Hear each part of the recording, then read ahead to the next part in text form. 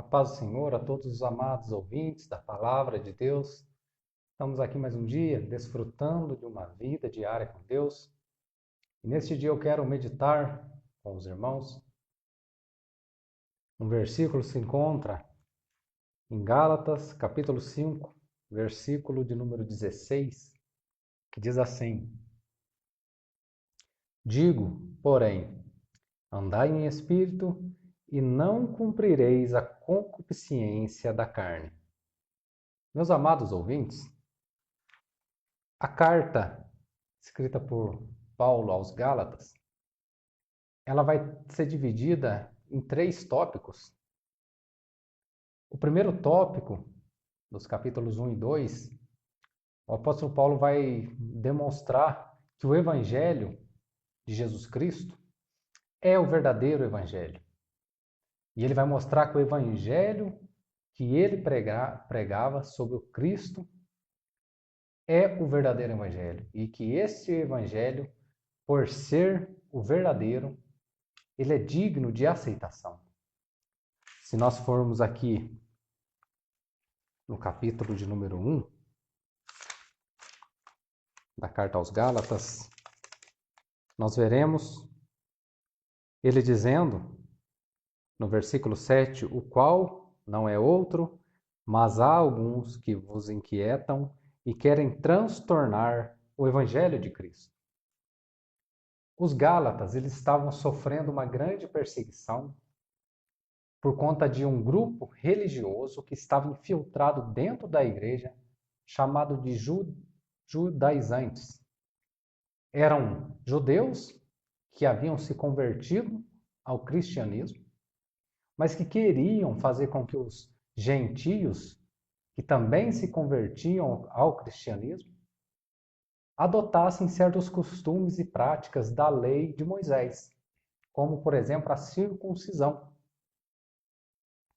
Então, agora, eles queriam acrescentar que para que uma pessoa seja salva, além da fé em Jesus Cristo, deveria também acrescentar-se as obras da lei. E o evangelho que o apóstolo Paulo ensinava e pregava era a salvação por meio da fé e não por obras, porque o mérito da salvação ele se encontra na pessoa de Jesus Cristo e não no nosso mérito. É como disse alguém certa vez, quando eu olho para mim, vejo que é impossível obter a salvação. Mas quando olho para Cristo, vejo que é impossível eu ser condenado. Então, os méritos da salvação se encontram na pessoa bendita de Jesus Cristo e não nos nossos esforços, não nos nossos méritos. Então, esse grupo judaizante queria impor ali certos costumes judeus para os gentios observarem, para acrescentar a eles o direito da salvação.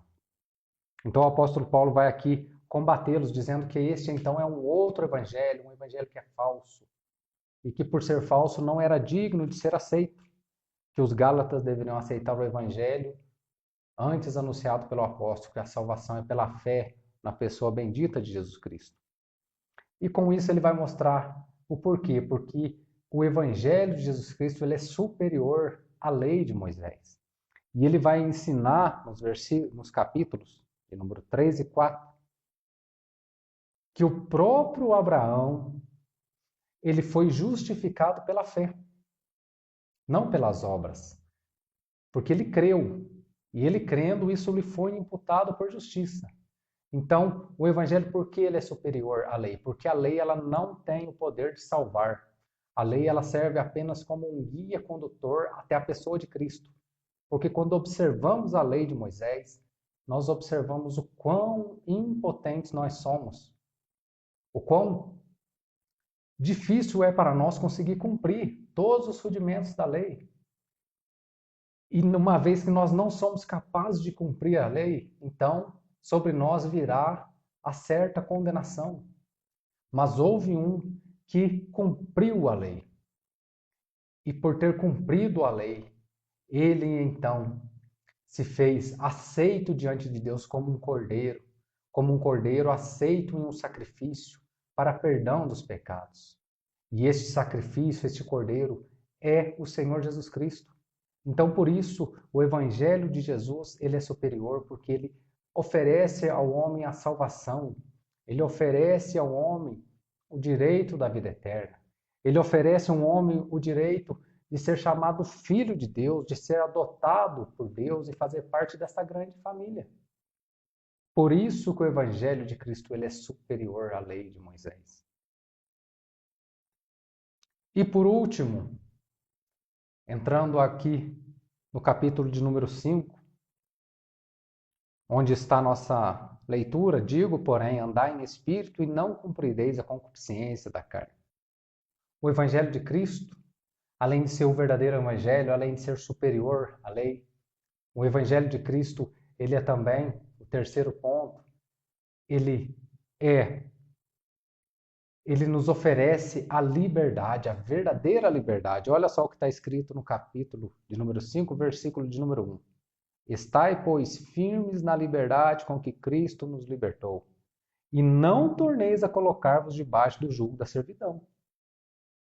Por quê? Porque os judaizantes eles queriam colocar certos ritos, certos adereços, vamos assim dizer, eles queriam complementar a fé. Eles queriam fazer com que as pessoas, através de suas obras, obtessem a justificação diante de Deus. Mas isso, quando nós tentamos, através da religiosidade, demonstrar um aspecto de piedade, de amor, um falso amor, uma falsa piedade, tentamos nos esconder diante de uma capa religiosa, isso nos traz uma grande prisão. Isso nos aprisiona, porque tentar ser salvo por nossos méritos é um fardo muito pesado. É por isso que o Senhor Jesus disse: vinde a mim, todos que estáis cansados, sobrecarregados, e eu vos aliviarei, porque o meu fardo é suave, meu fardo é leve, o meu jugo é suave. Porque tentar obter a justificação diante de Deus por causa das nossas obras, por causa dos nossos méritos, é algo extremamente penoso, é algo difícil, é algo que nos escraviza, é algo que nos coloca debaixo de um jugo de servidão. Porque por mais que nos esforçamos, por mais que tentemos ser pessoas extremamente religiosas, jamais conseguiremos obter a justificação diante de Deus. Mas quando somos guiados pelo Espírito, a fé em Jesus Cristo, nós obtemos a verdadeira liberdade. É por isso que o apóstolo Paulo vai dizer aos Coríntios, ele vai dizer: onde está o Espírito do Senhor, ali há liberdade. Então, a verdadeira liberdade, essa liberdade que o Evangelho nos proporciona, é uma liberdade de saber que nossos méritos, nossos esforços, não conseguirão produzir para nós o mérito da salvação. E isso é libertador. Saber que a pena já foi paga, e já foi paga por Cristo na cruz. Basta agora termos fé no Cordeiro de Deus que tira o pecado do mundo. Basta agora termos fé no Filho de Deus que encarnou, desceu a este mundo, tomou a forma de servo, humilhou-se a si mesmo, morreu numa cruz, mas ressuscitou, provando que ele é o Filho de Deus, que ele é o Cristo, o Salvador do mundo. Glórias a Deus. Então, a liberdade que Cristo nos oferece é a liberdade para viver uma vida de comunhão com Deus. Então, quando Paulo diz aqui, digo, porém, andai em espírito e não cumprireis a concupiscência da carne, ele está nos dizendo: viva no Espírito, ande no Espírito de Deus, busque viver uma vida direcionada pelo Espírito de Deus, porque o Espírito de Deus vai te conduzir à fé no Senhor Jesus Cristo. E a fé no Senhor Jesus Cristo, ela te justifica diante de Deus. E por isso você pode ter paz, e por isso você pode ter liberdade. Agora, aqueles que querem andar segundo a carne, que querem justificar-se por suas obras, justificar-se por rituais, por religiosidade, Esses, na verdade, estarão apenas escondendo os mais terríveis pecados, vivendo escravos de sua carne, enganando-se a si mesmo, tornando-se inimigos da cruz de Cristo, fazendo com que o sacrifício de Cristo seja vão. Ora, irmãos, se houvesse algo que eu pudesse fazer, que nós pudéssemos fazer para obter o perdão diante de Deus, se existisse um purgatório, pense comigo, se existisse uma forma de que nós pudéssemos obter o perdão de Deus, a justificação, através do nosso mérito, Deus nos falaria. Mas a Bíblia vai dizer que olhando Deus na terra, ele não viu nenhum justo. E Romanos vai nos dizer que todos pecaram e separados foram da glória de Deus. Então, como agora o homem caído, morto espiritualmente, andando na carne, morto, nas concupiscências da carne, andando em adultério, em prostituição, impureza, lascívia, idolatria, feitiçaria, inimizade, porfia, emulações, iras, pelejas, dissensões, heresias, inveja, homicídio, bebedice, glutonaria. Pessoas andando nesse tipo de condição. Como poderia se vivificar, se justificar diante de Deus? É algo impossível, meu irmão, meu ouvinte. Mas quando andamos em espírito, nós somos guiados pela fé no Cordeiro de Deus, aquele que tira o pecado do mundo. O Senhor Jesus ele vai dizer em João 3 que o novo nascimento é aquele que agora é guiado pelo Espírito de Deus. Por isso que é necessário nascer de novo. Nascer de novo é passar a andar com o Espírito, é passar a viver junto com o Espírito de Deus, é deixar o Espírito Santo de Deus entrar dentro de nós, habitar dentro de nós, porque nós somos templo do Espírito Santo.